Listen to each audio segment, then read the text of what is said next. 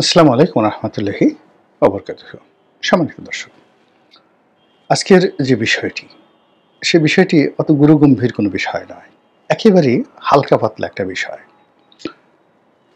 এই ভিডিওটি যখন আমি করছি তখন সারা বিশ্ব উত্তাল, সবার মন খারাপ, অনেকের মধ্যে আতঙ্ক, অনেকের মধ্যে জিঘাংসা।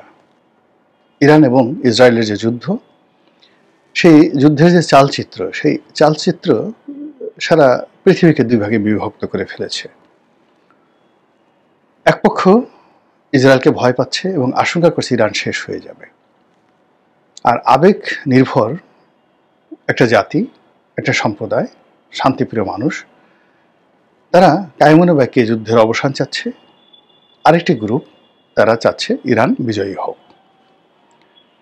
এবং এই সময়ের মধ্যে মিস্টার ডোনাল্ড ট্রাম্প হঠাৎ করে যখন এই যুদ্ধে অংশগ্রহণ করলেন এবং তার হাতে যেটা সর্বোচ্চ অস্ত্র রয়েছে, যেটাকে ব্রহ্মাস্ত্র বলা যেতে পারে, পৃথিবীর সবচেয়ে বড় যুদ্ধ বিমান B-2 বোমারু বিমান, এবং সেই বোমারু বিমানে করে তিনি সেই ক্ষেপণাস্ত্র তিনি সেখানে পাঠালেন বা নিক্ষেপ করলেন, যেটিকে বলা হয় পৃথিবীর সবচেয়ে ইফেক্টিভ, যাকে বলা হয় ক্ষেপণাস্ত্র, যা যে কোনো পাহাড়ের উপরে, যে কোনো ভূমির উপরে এবং যে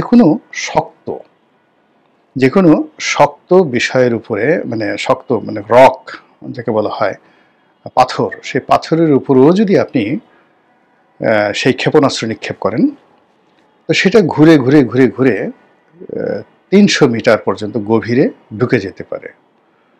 তো 300 মিটার থেকে যদি মাটি একটু নরম হয়, এটা অনেক সময় 400 মিটার পর্যন্ত তারা চলে যায়, অর্থাৎ প্রায় আধা কিলোমিটার গভীরে সেই ক্ষেপণাস্ত্র ঢুকে ওই আধা কিলোমিটারের গভীরে যদি আপনি কোনো স্থাপনা তৈরি করেন, সেটাকে ধ্বংস করে দিতে পারে। এইভাবেই আমরা শুনে আসছিলাম।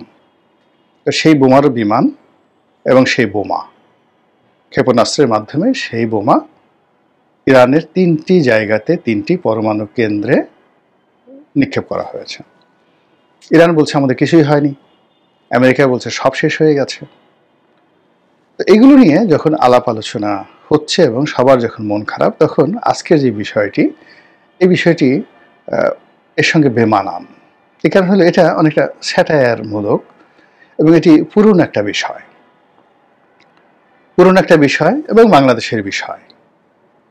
লন্ডন যখন গিয়েছিলেন ডক্টর মোহাম্মদ ইউনূস, তো সেই সময় তিনি বিবিসির সঙ্গে একটা সাক্ষাৎকার দিয়েছিলেন এবং সেই সাক্ষাৎকারে তিনি যেভাবে নাস্তানাবুদ হয়েছেন এবং সেখানে অনেকগুলো বিষয় বিবিসির সাংবাদিক তার মুখ থেকে বের করে নিয়ে এসেছেন, সেই বিষয়গুলো এখন পুরনো হয়ে গেছে এবং অনেকে বিবিসির সঙ্গে তার সেই সাক্ষাৎকার নিয়ে দেশের ভেতরে তেমন কেউ করেনি, তবে দেশের বাইরে অনেক ইউটিউবার, কন্টেন্ট ক্রিয়েটর ভীষণ রকম ডক্টর মোহাম্মদ ইউনূসকে খোঁচা দিয়ে, অপমান করে যা মুখে আসে তাই বলেছেন।